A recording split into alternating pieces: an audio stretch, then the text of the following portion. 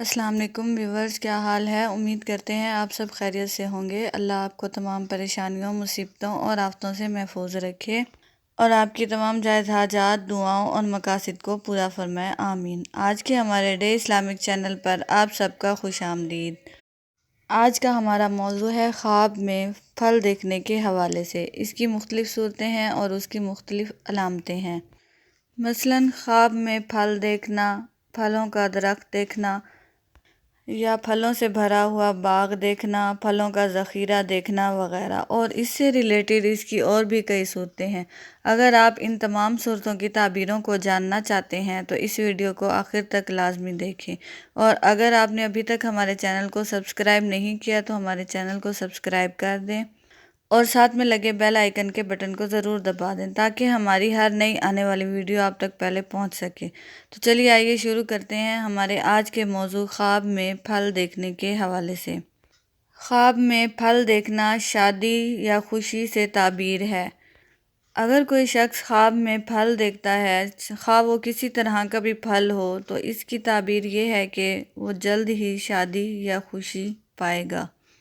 خواب میں پھل دار درخت دیکھنا ہر طرح کی آسانی اور راحت ہے۔ خواب میں پھل دیکھنا دولت ہاتھ آنے، کاروبار میں ترقی ہونے، آرام ملنے کی علامت ہے۔ خواب میں میٹھا پھل کھا لینا خوبصورت، خوش قسمت اولاد ہونے کی دلیل ہے۔ اگر کوئی شخص خواب میں مرجھایا ہوا پھل دیکھتا ہے تو اس کا مطلب یہ ہے کہ اس کو مقصد میں ناکامی ہوگی اور رنج و غم کی علامت ہے۔ اور اگر کوئی شخص خواب میں کڑوا پھل دیکھتا ہے تو یہ کاروبار میں نقصان کی دلیل ہے۔ اور اگر کوئی شخص خواب میں کھٹا یعنی ترش پھل دیکھتا ہے تو یہ اولاد کو تکلیف اور پریشانی کی دلیل ہے۔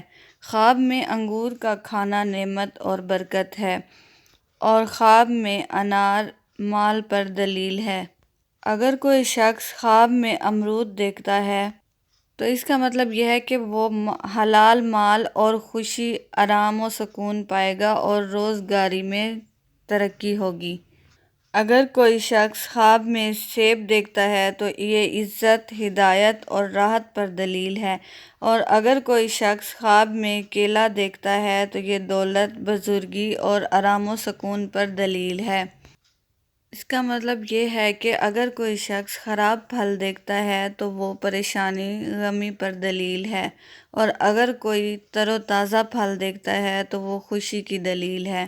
اگر آپ کو ہماری ویڈیو پسند آتی ہے تو اس کو لائک کریں اور صدقہ جاریہ سمجھ کر دوسروں کے ساتھ شیئر کریں۔